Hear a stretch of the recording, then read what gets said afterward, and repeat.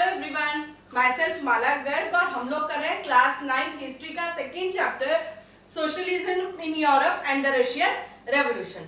हमारा जो चैप्टर है ऑलमोस्ट कंप्लीट हो चुका है। अब हम बिल्कुल उसके लास्ट स्टेप पर हैं। पिछले वीडियो में हमने सोशलिस्ट सोसाइटी को बनते हुए देखा, कैसे वो जो रशिया है सोशलिस्ट सोसाइटी बनी। हमारे आज के वीडियो में हम स्टेलिनाइजेशन और कलेक्टिवलाइजेशन के बारे में पढ़ेंगे। तो पहले समझते हैं कि ये क्या चीज है। स्टेलिनिज्म। स्टेलिनिज्म क्या है? जब वल्दिमिर लेनिन की डेथ हो जाती है तो क्या होता है, जो जोसेफ स्टेलिन है वो उनकी जगह लेते हैं। After लेनिन्स death the Russian communist party was headed by Joseph Stalin. तो जोसेफ स्टेलिन है जो वो लेनिन की जगह पर रशियन कम्युनिस्ट पार्टी के हेड बनते हैं। अब जो उनके आइडियाज थे उनकी वजह से यूएसएसआर को बहुत डोमिनेट फील करना पड़ा और इसी टाइम पीरियड को उन्होंने स्टेलिनिज्म का नाम दिया है। His ideas dominated the USSR and that period came to known as Stalinism. Right? I hope कि आपको ये समझ आया होगा कि जो स्टेलिनिज्म है वो लेनिन की डेथ के बाद जब जोसेफ स्टेलिन ने उसको ओवरटुक कर लिया, आई थिंक 1927 का टाइम था जब लेनिन की डेथ हुई, तो उनके जो आइडियाज थे उन्होंने यूएसएसआर की को बहुत डोमिनेट कर दिया, डाउन ले आए उनके जो आइडियाज थे। इस वजह से उस टाइम पीरियड को स्टेलिनिज्म कहा गया है। अब सेकेंड स्टेप हमारा आता है कल्टिवाइजेशन, कलेक्टिवाइजेशन। कलेक्टिवाइजेशन क्या है? जो लैंड था, जो पीसेंट्स का लैंड था, उसको कलेक्ट करके इकट्ठे उसके ऊपर जो फार्मिंग की जाती थी उसको कलेक्टिवाइजेशन कहा जाता है। कंबाइनिंग लैंड ऑफ फार्मर्स, अलग अलग फार्मर्स का, and then performing agriculture activities on collective basis. इकट्ठे मिलकर उस लैंड के ऊपर जो थी फार्मिंग की जाती थी उसको कलेक्टिवाइजेशन कहा गया है। तो लेकिन ऐसा क्यों किया जाता था वो हम देखते हैं। वो तो हमने पहले देखा कि जो पीसेंट्स है वो अपनी मर्जी से करते थे सब कुछ, लेकिन अब यहाँ पर ये जो स्टेलिनिज्म के टाइम में ये ऐसा हुआ तो क्यों हुआ? तो 1927 में Soviet Russia was facing shortage of food. Soviet Russia में जो खाने की बहुत कमी थी, बहुत कमी महसूस की जा रही थी। रशिया में खाने के लिए नहीं मिलता था, स्पेशली टाउन साइड में। जो टाउन कंट्रीज था, जो टाउन एरिया था, वहां पर जो उनको फूड ग्रेन्स नहीं मिलते थे, खाना नहीं मिलता था, तो वहां पर उसका सॉल्यूशन क्या निकाला गया? Government fixed prices. गवर्नमेंट ने जो फूड ग्रेन्स थे उनके प्राइसेस को फिक्स कर दिया कि आप इसी उस पे बेचोगे और इसी इस पे रेट्स पे जो है फूड ग्रेन्स खरीदे जाएंगे, इससे ज्यादा नहीं होंगे। लेकिन पीसेंट्स ने क्या किया? इसको बिल्कुल डिनाई कर दिया। They refuse to sell their grains on that price. उन्होंने कहा कि ये हमारे ग्रेन्स है, why to sell those on the fixed prices of government. Government की फिक्स्ड प्राइसेस पे हम ये अपना जो ग्रेन्स है इसको क्यों सेल करें? कि हम डायरेक्ट बेचेंगे और अपने रेट्स पर ही करेंगे, राइट? तो यहाँ पर हमारे जब ये प्रॉब्लम्स चल रही थी, ये सारी चल रही थी, तो स्टेलिन अपना दिमाग लगाते हैं। उसको हमने नाम दिया है स्टेलिन थ्योरी। स्टेलिन ने थ्योरी क्या निकाली? He believed that rich peasants were holding stocks in hope of higher prices. उन्होंने सोचा कि जरूर ये फूड शॉर्टेज क्यों आ रही है कि जो रिच पीसेंट्स हैं, रिच पीसेंट्स को उन्होंने कुलक्स का नाम दिया है। आप इसको समझिए, जो कुलक्स नाम है ये रिच पीसेंट्स को दिया गया है। तो उन्होंने कहा कि रिच पीसेंट्स जो है रेट ताकि बढ़ जाए, इसलिए जो खजाना है, ये फूड ग्रेन्स है, खाने की चीजें हैं, इसको खजाने में दबा के बैठे हैं कि जब रेट बढ़ेंगे तब हम लोग निकाल कर सेल करेंगे। जैसे हम लोग देखते हैं जब डिमांड बढ़ती है तो सप्लाई कम कर दो और फिर धीरे धीरे रेट्स बढ़ते हैं, फिर सप्लाई शुरू हो जाती है। सप्लाई कम होगी तभी डिमांड ज्यादा होगी, डिमांड ज्यादा होगी तो रेट्स बढ़ेंगे। तो यही जो थ्योरी थी स्टेलिन ने अपने माइंड में चलाई कि जरूर वो छुपा के बैठे हैं और इसीलिए वो बाहर नहीं निकाल रहे, इसीलिए जो कंट्री में है फूड ग्रेन्स की इतनी प्रॉब्लम आ रही है। अब देखते हैं फिर उसमें स्टेलिन ने क्या किया। जब उसने दिमाग तो लगा लिया, उसने स्टोरी बना ली, अपनी थ्योरी लगा ली कि ये छुपा के बैठे हैं। अब हम देखते हैं कि सच में ऐसा था। जो स्टेलिन थे फिर उन्होंने क्या मेजर्स अपनाए जब लोग रेडी नहीं थे देने के लिए, और उनको लग रहा था जो लेनिन उसकी थ्योरी थी स्टेलिन की कि लोगों ने छुपा कर रखा हुआ, तो उसने क्या मेजर्स अपनाए। Grain producing areas were supervised. अब जहां पर फार्मिंग होती थी, जहां ग्रेन उगाए जाते थे, जो स्टेलिन के वर्कर्स थे वो लोग उस एरिया को सुपरवाइज करते थे कि कितनी यहाँ पर प्रोडक्शन हुई है, कितनी मार्केट में गई है और कितनी पेमेंट उसकी आ रही है। तो वो सारी चीजें जो है वो सुपरवाइज्ड होने लगी। फिर रेटेड कुल्लक्स। अब उन लोगों ने जो कुल्लक्स थे, कुल्लक्स कौन थे? Rich peasants. तो जो कुल्लक्स थे उनके घरों में, उनके गोदामों में क्या है, रेट डालनी शुरू कर दी कि यहाँ छुपाया होगा, यहाँ छुपाया होगा। And suggested collective farming. लेकिन उनको कुछ नहीं मिला, तो उन्होंने क्या सजेस्ट किया? Collective farming. उन्होंने कहा कि अब जो है सब मिलके इकट्ठे खेती करेंगे तो ही ये जो प्रॉब्लम है इसका सॉल्यूशन कोई निकल सकता है। जो फूड ग्रेन्स टाउन्स में नहीं आ रहे हैं, जो फूड की शॉर्टेज है उससे निपटने के लिए अब तो कलेक्टिव फार्मिंग का ही सहारा बचता है। अब उस कलेक्टिव फार्मिंग का उन्होंने रीजन क्या दिया, क्यों चाहिए कलेक्टिव फार्मिंग, कलेक्टिव फार्मिंग क्यों होनी चाहिए? तो उन्होंने रीजन दिया कि grain shortage were due to small size of land. उन्होंने कहा कि जो हर एक के पास स्मॉल स्मॉल लैंड्स हैं वो बहुत छोटे हैं और कुछ एरिया उनके होर्डिंग से कवर हो जाता है कि ये बाउंड्री कर लेते हैं ना कि ये मेरी जगह है, यहाँ मेरे खेत हैं, ये इसके, तो उसमें भी कहते हैं काफी जगह चली जाती है। तो अगर कलेक्टिव कर लेंगे तो बेटर रहेगा। तो ये इन्होंने रीजन दिया इसका कि अब जो है इसको मशीनरी चलाने के लिए मॉडर्नाइज जो फार्मिंग हमें करनी चाहिए, फैसिलिटीज अपनानी चाहिए, उसके लिए कलेक्टिव फार्मिंग बहुत जरूरी है। वो छोटे छोटे फार्म्स में, छोटे छोटे लैंड्स के ऊपर पॉसिबल नहीं है कि हम बड़ी बड़ी मशीनें लाकर उसके साथ फार्मिंग करें। तो उसका रीजन इन्होंने कलेक्टिव फार्मिंग का यही दिया कि स्मॉल लैंड की वजह से ये नहीं होती। अब उसके लिए उन्होंने क्या किया, अब इस चीज को इंप्लीमेंट भी तो करना था। अब स्टेलिन भी तो अपने उनकी सुनेंगे वर्कर्स की जो उसके अंडर काम कर रहे हैं, तो दे एलिमिनेटेड कुल्लक्स। अब कुल्लक्स कौन? Again rich peasants.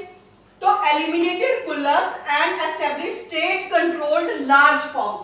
उन्होंने स्टेट कंट्रोल्ड लार्ज फार्म्स कर दिए। सबकी जगह सब पीसेंट्स की थी, लेकिन उनके ऊपर कंट्रोल किसका था? स्टेट का था। और उनको कलेक्ट कर लिया कि इकट्ठे जोड़ के अब हम इसके ऊपर फार्मिंग करेंगे।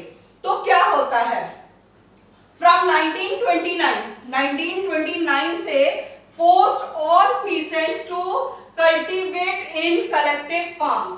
उन्होंने कहा 1929 से, तो ये बिल्कुल पक्का कर लिया कि सब लोग कलेक्टिव फार्म्स के ऊपर ही फार्मिंग करेंगे। और कलेक्टिव फार्म्स को उन्होंने क्या नाम दिया? जो कलेक्टिव फार्मिंग थी, कुलखोज। क्या नाम दिया उन्होंने? कुलखोज। इस चीज का उन्होंने नाम दिया कि ये लोग कलेक्टिव फार्मिंग करेंगे। अब प्रॉफिट जो था कुलखोज का वो शेयर होता था।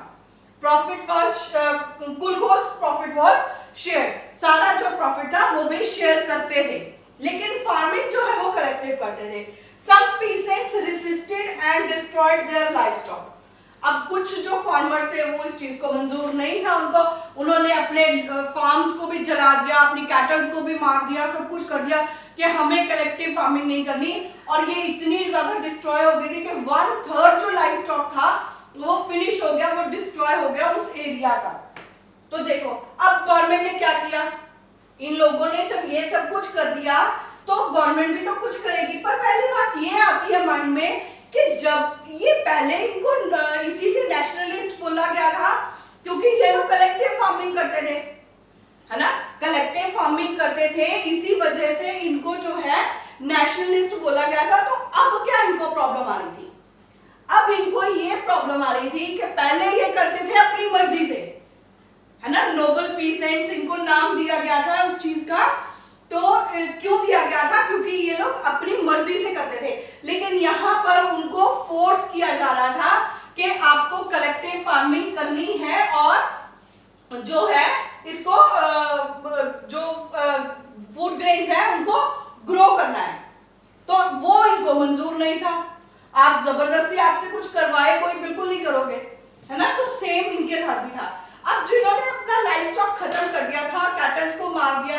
उनके साथ गवर्नमेंट ने क्या किया, दे वर सेवियरली पनिश्ड, उनको पनिश कर दिया।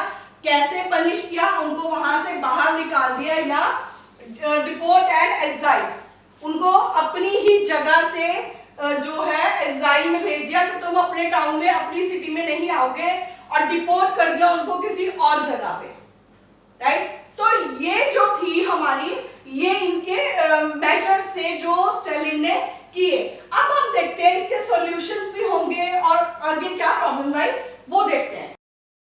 कि जब सब लोगों ने मना कर दिया अपनी क्रॉप्स देने के लिए, अपना सारा फार्म देने के लिए, तो क्या होता है, तो जो गवर्नमेंट है, स्टालिन की गवर्नमेंट है, वो अलाउ कर देती है कुछ इंडिपेंडेंट कल्टीवेशन के लिए, मींस कुछ पीसेंट्स को वो अलाउ करती है कि वो अपना इंडिपेंडेंटली अपने फार्म्स में कल्टीवेशन कर सकते हैं। तो अब उन्होंने ये भी मान लिया, तो अब आगे क्या होगा, अब तो स्टालिन ने उनकी बात भी मान ली, अब क्या होगा, production did not increase immediately. ये तो हमें भी पता है कि प्रोडक्शन इतनी जल्दी तो एकदम से इंक्रीज नहीं होगी कि आपने उगाई बोआ बीज को और सुबह सारी फसल आ गई, नहीं हो सकता। तो सेम इज विद दैट, उसको एक टाइम पीरियड चाहिए जो उस टाइम नहीं हो पाया। तो क्या होता है, 1933 में bad harvest led to famine. उस टाइम पे कुछ वेदर कंडीशंस ऐसी होती हैं, कुछ ऐसे सिम्टम्स आ जाते हैं जिसकी वजह से जो है क्रॉप्स अच्छी कल्टीवेशन नहीं होती है, अच्छी जो है नहीं उनको क्रॉप मिल पाती है, और उस वजह से फैमिन फैलता है। फैमिन मींस भूखमरी फैल जाती है, हर जगह पे लोग बहुत भूखे मर रहे हैं भूखमरी की वजह से, किलिंग ओवर 4 मिलियन पीपल। कितने लोगों के मिलियन पीपल थे, 4 मिलियन पीपल जो है भूखमरी से मर जाते हैं, जिनको खाना नहीं मिला। Stalin's own party members criticised collectivisation. अब क्या होता है, इन सभी चीजों से जो स्टालिन के खुद के पार्टी मेंबर्स होते हैं वो भी इस चीज को डिसएग्री करते हैं कि ये जो कलेक्टिवाइजेशन का आइडिया है ये बिल्कुल भी अच्छा नहीं है, इनसे कोई फर्क नहीं पड़ेगा। आपने उनको भी दे दिया अलग से कि ठीक है तुम कल्टीवेशन कर लो अलग अपने फार्म्स में, और इतनी जल्दी जो है क्रॉप्स नहीं उगाई जा सकती, और जो है उनकी जो एरिया है उसमें भूखमरी फैल गई है। तो Stalin charge these critics with conspiracy against socialism. अब स्टालिन कहाँ अपनी गलती जल्दी जल्दी मानने वाले थे, उन्होंने क्या कहा, उन्होंने कहा कि ये जो क्रिटिक्स हैं जो ये बोल रहे हैं मेरे ही पार्टी के मेंबर्स, ये लोग एक चाल चल रहे हैं सोशलिज्म के खिलाफ, right.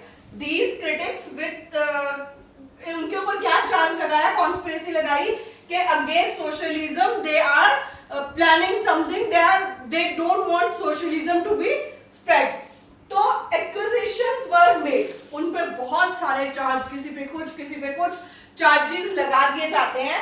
And by 1939 2 million people were in prison और लेबर कैंप्स।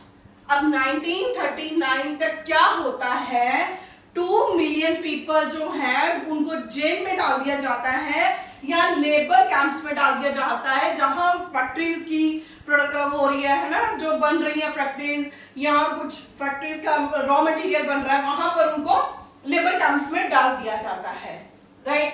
तो a large number were forced to make false confessions.